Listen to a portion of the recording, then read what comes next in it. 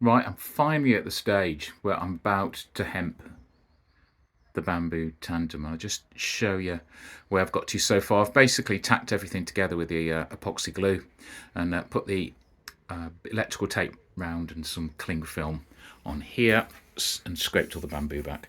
So bits to mention, I think that's okay. I've got some stuff called polymorph, which is this plastic that you heat up in water. When it gets nearly boiling, sort of ish, about 80 degrees, it goes plastic, and then you can basically wedge it in things. So I used it for filling in a few gaps. I've used it before on my other bamboo bike. It worked okay, so I did that again. So you can basically see where the bodies are buried, wherever you see the bits of polymorph. This bit was a bit tricky because this one, only really touches the eccentric bottom bracket on a couple of places, so it's really attached to this big long tube and the down tube, or whatever that one's called. I can't remember. Anyway, a bit more polymorph there, and then these seat posts. I have to do them separately because, according to the diagram, the shim actually sticks out here. So I'll do those. When I bind it, I'll just bind that bit, and then I'll do the last bit later. At the back, that's not too bad, to be honest. I was quite pleased with that. The bottom bracket bit, if I can show you, I cocked that up, hence the polymorph. Big gap there. Anyway, it'll be fine. That's all right, I suppose. I'm not too sure about this, whether I put this in the right place. I think I did. If not, do you know what? I just file it down with a Dremel if I have to. Yeah, these bits, right? When I made my first bamboo bike, I really messed this up.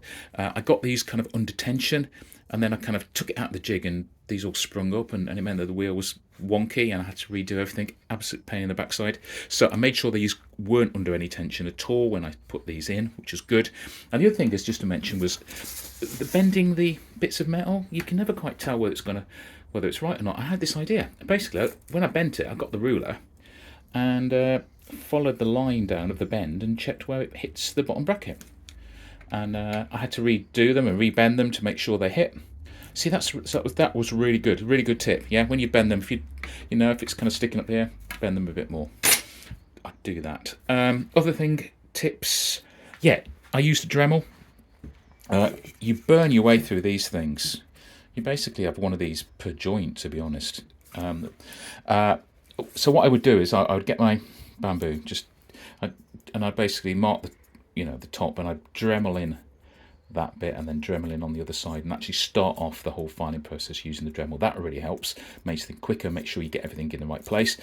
And then the other tip I had was, quite often you get your joint and it's not quite right, okay? But you don't want to go too fast with the Dremel because you could take up too much wood. So what I did was, it's not a very good example, basically I would get a Sharpie and I would draw in the kind of shape of the curve. This isn't the curve, but I would shape the shape of the curve, and then I would take off all the black bits, and that way it kind of kept the joint in the same kind of pattern.